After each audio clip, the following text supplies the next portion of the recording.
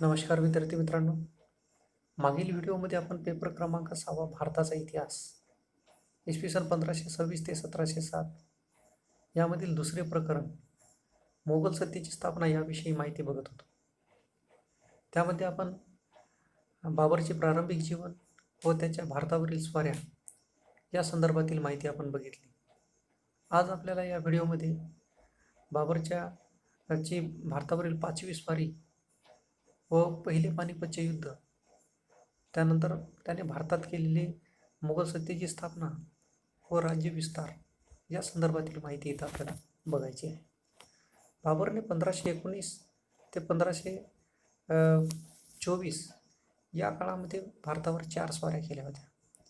4थ्या स्वारीच्या वेळेस बाबरला भारतातील जे काही शासक होते त्यामध्ये पंजाबचा सुभेदार दौलत खान लोधी, मेवाडचा शासक राणा संगा व आलम खान इब्राहिम लोधीचा चुलता या तिघांनी भारतावर आक्रमण करण्याचं निमंत्रण बाबरला दिलं होतं.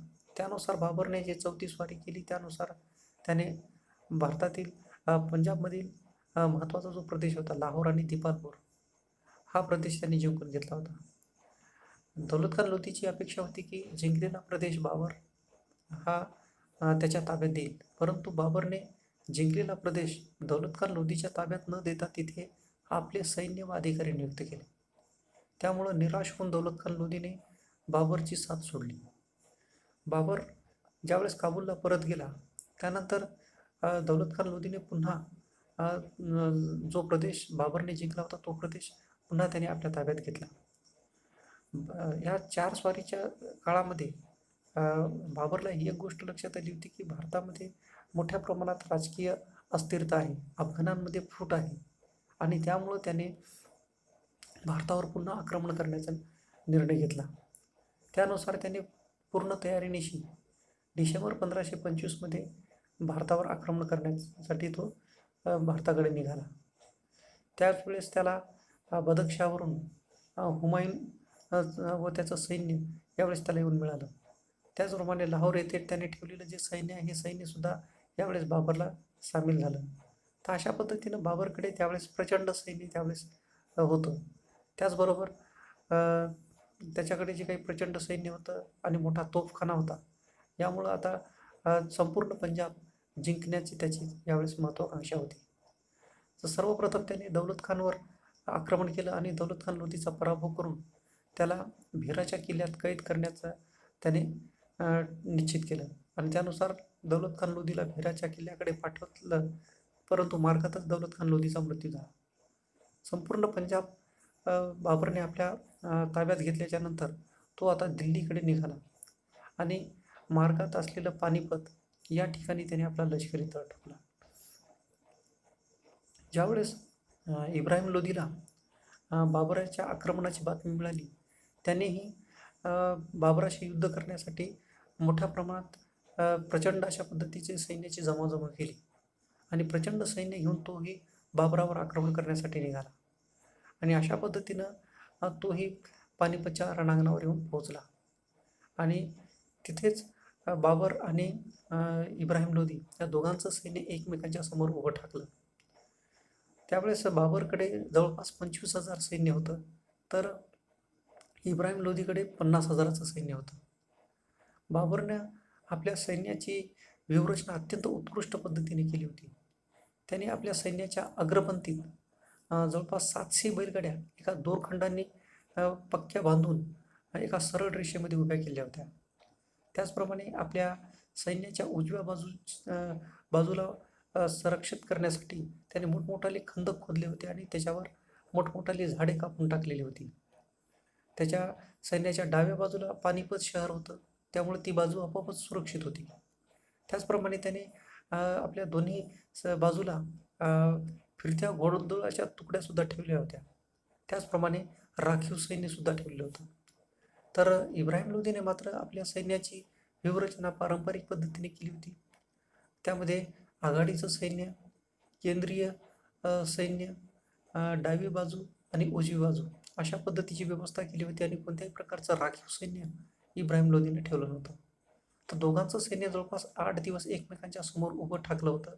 शेवटीला 21 एप्रिल 1526 रोजी पानिपतच्या पहिल्या युद्धाला सुरुवात झाली. इब्राहिम लोदीने च्या सैन्याने सर्वप्रथम आक्रमण केलं होतं आणि ज्यावेळेस इब्राहिम लोदीचं सैन्य बाबराच्या सैन्यावर चालून केलं, तर त्यावेळेस मात्र ज्या बैलगाड्या एका सरळ रेषेमध्ये बांधलेल्या होत्या, त्यामुळं मोठ्या प्रमाणात समोर सरकण्यात इब्राहिम लोदीच्या सैन्याला अडचणी आल्या. आणि त्याच वेळेला दोन्ही बाजूंचे जे काही घोडदळाच्या फिरत्या तुकड्या होत्या, त्यांनी मोठ्या प्रमाणामध्ये लोदींच्या सैन्यावर आक्रमण केलं होतं. त्याचप्रमाणे बाबरचा जो तोफखाना होता, त्या तोफखान्याने सुद्धा मोठ्या प्रमाणात विध्वंस लोदींच्या सैन्यामध्ये मोठा विध्वंस निर्माण केला होता. आणि अशा पद्धतीनं जवळपास सकाळी 9 वाजता सुरू झालेलं हे जे युद्ध आहे, ते युद्ध दुपारी 3 वाजता संपलं. आणि या युद्धामध्ये इब्राहिम लोदीसह जवळपास 15 ते 16,000 सैन्य या युद्धामध्ये मारलं गेलं होतं. आणि अशा पद्धतीनं पहिल्या पानिपतच्या युद्धामध्ये बाबरला प्रचंड अशा प्रकारचा विजय मिळाला. तर या पहिल्या पानिपतच्या युद्धाचे अत्यंत महत्त्वपूर्ण परिणाम भारताच्या इतिहासामध्ये झालेले आपल्याला दिसून येतात. त्यामध्ये पहिला परिणाम सांगता येते ते म्हणजे अफगाणांची शक्ती नष्ट झाली. हे युद्ध अफगाणांसाठी अत्यंत विनाशकारी ठरलं. इब्राहिम लोदीसह जवळपास 16,000 अफगाण सैन्य या रणांगणावर मारलं गेलं होतं आणि त्यांची जी सत्ता होती दिल्लीची, ती सत्ता सुद्धा काय झाली, नष्ट झाली. आणि यामुळं अफगाणांचा पूर्णपणे एक प्रकारचा नायनाट झाला इथं असं आपल्याला म्हणता येते. दुसरा महत्त्वाचा परिणाम सांगता येते म्हणजे मोगल सत्तेची स्थापना. तर बाबरने पहिल्या पानिपतच्या युद्धात विजय मिळवल्याच्या नंतर दिल्ली या ठिकाणी स्वतःची सत्ता प्रस्थापित केली. आणि अशा पद्धतीनं पुढील 200 वर्षाचा जो कालखंड आहे, तर या 200 वर्षाच्या कालखंडामध्ये अत्यंत कुशल अशा प्रकारचे प्रशासक या मोगलांनी भारताला दिले होते. आणि त्यांच्याच काळामध्ये भारतीय व इस्लामिक संस्कृतीचा विकासाला सुरुवात झाली होती असं आपल्याला म्हणता येते. आणि एका नव्या युगाला सामाजिक, आर्थिक, सांस्कृतिक क्षेत्रात एक नवयुग भारतात सुरू झालं होतं असं आपल्याला म्हणता येते. पुढचं महत्त्वाचा परिणाम सांगता येईल आपल्याला ते म्हणजे बाबराच्या जीवनाला स्थैर्य प्राप्त झाले. बाबराचं जीवन आतापर्यंत एक प्रकारचे त्याच्या जीवनाला अस्थिरता होती, कारण की फरगना, समरकंद, काबूल या भागामध्ये वास्तव्य करत असताना त्याला कधीही एक प्रकारची स्थिरता प्राप्त झाली नाही. सतत आक्रमणाची भीती त्याला लागून राहिलेली होती. परंतु भारतामध्ये त्यांनी सत्ता स्थापन केल्याच्या नंतर एक प्रकारचं स्थैर्य त्याच्या जीवनाला इथं मिळालं होतं. आणि शेवटचा परिणाम सांगता येते म्हणजे राजपुतांचे दिल्ली जिंकण्याचे स्वप्न भंग झाले. मेवाडचा जो शासक होता राणासंगा, हा अत्यंत पराक्रमी शासक होता आणि त्याने उत्तर भारतात एक मोठं राज्य राजपुतांचं निर्माण केलं होतं. आणि दिल्ली व आग्र्याचा जो प्रदेश आहे, तो प्रदेश आपल्या राज्याला जोडण्याची त्याची महत्त्वाकांक्षा होती. परंतु दिल्ली या ठिकाणी बाबरनं स्वतःची सत्ता स्थापन केल्यामुळं पुढील काळात दिल्ली जिंकणं आता राजपुतांना शक्य झालं नाही. तर या पानिपतच्या युद्धाचे अत्यंत महत्त्वपूर्ण परिणाम भारताच्या इतिहासावर झालेले आपल्याला दिसून येतात. त्यानंतर पुढचं महत्त्वाचा आपल्याला मुद्दा बघता येईल ते म्हणजे खानवाचे युद्ध. तर खानवाचे युद्ध हे बाबर व राणासांगा यांच्यामध्ये झाले होते. तर राणासांगा हा जो होता तो उत्तर भारतातील मेवाड प्रांताचा एक शक्तिशाली सम्राट होता. त्याने आपल्या पराक्रमाच्या जोरावर उत्तर भारतातील त्यावेळेस माळवा आणि गुजरातचा जो प्रदेश आहे तेथील सुलतानाचा पराभव करून एक बलाढ्य अशा प्रकारचं राज्य आपलं निर्माण केलं होतं. आणि त्याची महत्त्वाकांक्षा होती की दिल्ली व आग्र्याचा जो प्रदेश आहे तो प्रदेशसुद्धा आपल्या वर्चस्वाखाली आणण्याची त्याची महत्त्वाकांक्षा होती. यासाठीच त्यांनी लोदीचं जे काही घराणं होतं दिल्ली या ठिकाणी, ते घराणं दुर्बल करण्यासाठीच त्याने सुरुवातीला बाबरला भारतावर आक्रमण करण्याचं निमंत्रण दिलं होतं. त्याला असं वाटत होतं की बाबर भारतावर आक्रमण करून लूटमार करून तो भारतातून परत जाईल. परंतु ज्यावेळेस भारतात बाबरनं स्वतःची सत्ता स्थापन केली, त्यानंतर मात्र बाबर आणि राणासांगा यांच्यामध्ये संघर्ष हा हे अनिवार्यच होता. त्यानंतर पुढचा आपल्याला मुद्दा सांगता येईल ते म्हणजे अफगाण व राणासांगा यांच्यात मैत्री.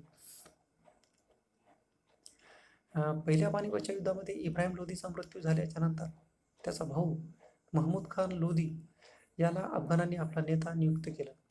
आणि राणासांगाच्या मदतीनं पुन्हा दिल्ली काबीज करण्याचे स्वप्न आता अफगाण बघू लागले होते. आणि त्यामुळं राणासांगा व अफगाण यांच्यामध्ये मैत्री त्यावेळेस स्थापन होऊ लागली होती आणि हेच गोष्ट बाबरसाठी अत्यंत घातक होती.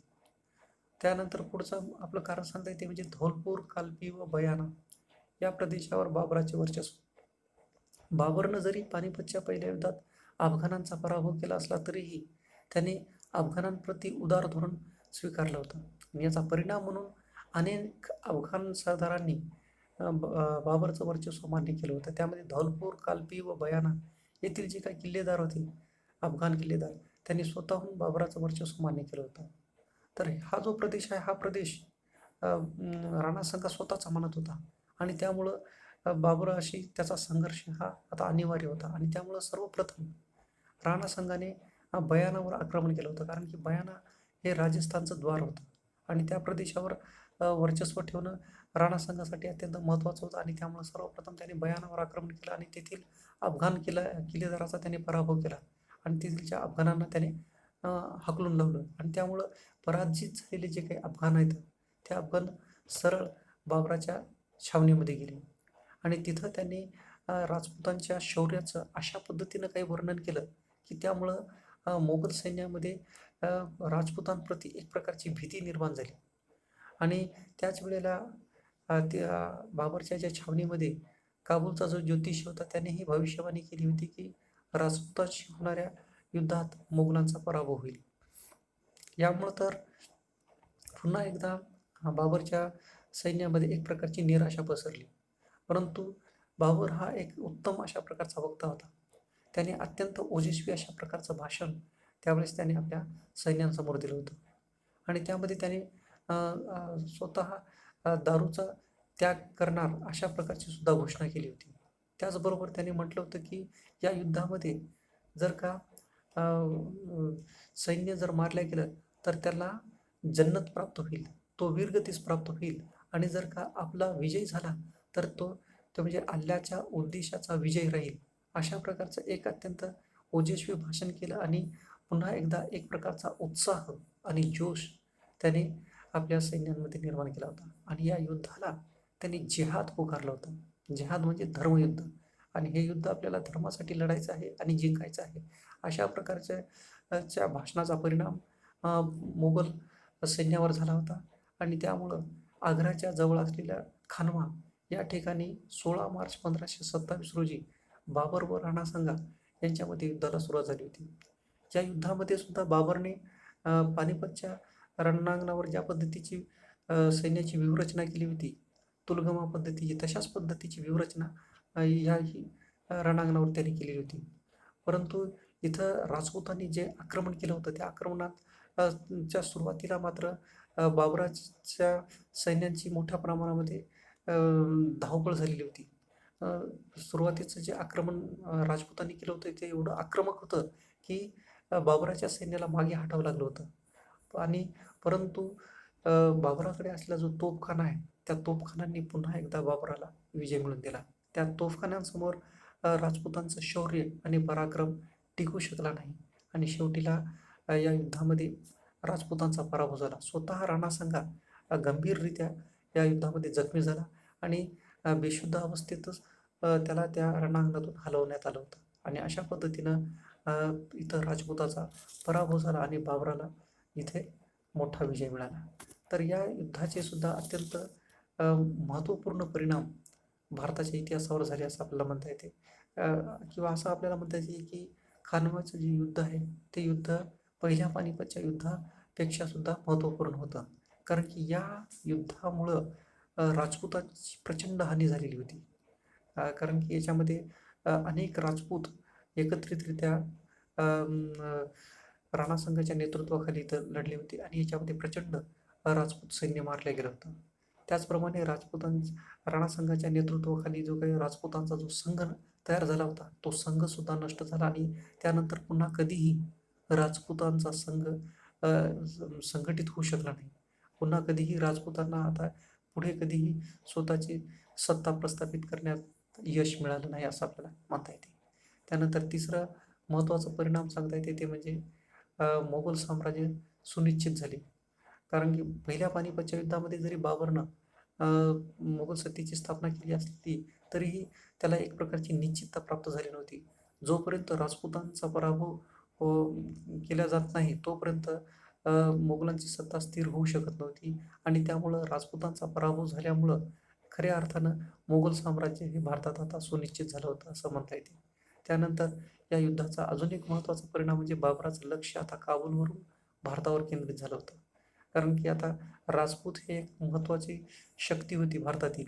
आता त्यांचाच पराभव केल्यामुळं आता बाबराला काबूलपेक्षा भारतावरच त्यांनी आपलं लक्ष केंद्रित केलं आणि पुढील जे काही त्याचं आयुष्य आहे ते पुढील आयुष्य त्यांनी भारतातच व्यतीत केलं होतं.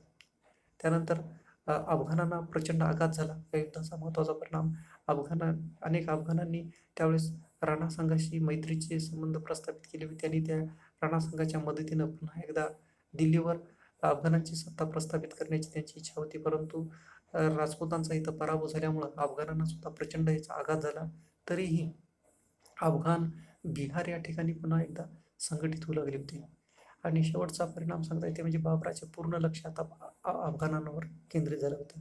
आता राजपुतांचा पूर्ण पराभव केल्यामुळं आता बाबरनं आपलं पूर्ण लक्ष जे की अफगाण पुन्हा एकदा बिहार या ठिकाणी संघटित होऊ लागलेले होते आणि त्याला बंगालचा जो शासक होता नुसरत शाह यांचं सुद्धा त्यावेळेस सहकार्य मिळत होतं आणि त्यामुळं आपलं लक्ष पूर्णपणे बाबरने अफगाणांवर केंद्रित केलं आणि त्यानंतर त्याने मोठ्या प्रमाणात राज्यविस्ताराचं धोरण त्याने अवलंबलं.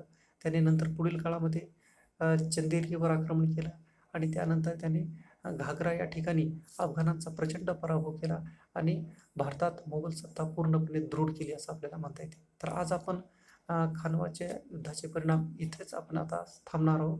पुढच्या व्हिडिओमध्ये आपल्याला बाबरने जे काही राज्यविस्ताराचं धोरण अवलंबलं त्यामध्ये त्याने पुढील काळामध्ये कशा पद्धतीनं चंदेरीवर आक्रमण करून मेदिनी रायचा पराभव केला आणि त्यानंतर घागराच्या युद्धामध्ये पूर्ण अफगाणांचा पराभव करून भारतामध्ये मोगल सत्ता कशा पद्धतीनं दृढ केली या संदर्भातील माहिती आपण बघणार आहोत. तोपर्यंत आपल्याला इथेच थांबायचं आहे. धन्यवाद.